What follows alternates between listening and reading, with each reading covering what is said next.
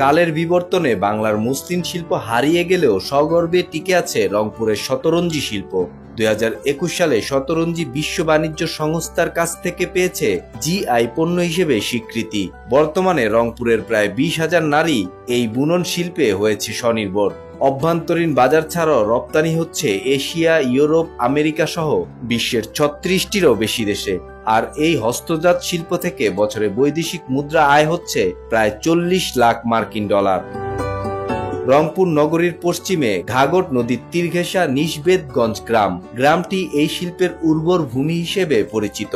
এখানে প্রতিটি কারখানায় খটখট শব্দে প্রতিদিন বোনা হয় ঐতিহ্যবাহী শতরঞ্জি। যন্ত্রের ব্যবহার ছাড়াই কেবল বাঁশ, কাঠ ও রশির মাধ্যমে পাট, সুতা কিংবা গার্মেন্টসের জুট দিয়ে হাতের ছোঁয়ায় তৈরি হয় শতরঞ্জি। এছাড়াও নগরীর রবার্টসনগঞ্জে রয়েছে কারুপণ্য নামে শতরঞ্জির সুবিশাল কারখানা। পাশাপাশি জেলা সদর বদরগঞ্জ ও তারগঞ্জে গড়ে উঠেছে আরো বেশ কিছু শতরঞ্জির কারখানা।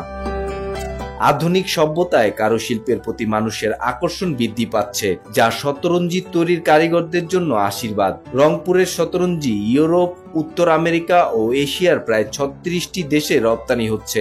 এমনকি বাংলাদেশেও রংপুরের শতরঞ্জির ব্যাপক চাহিদা রয়েছে।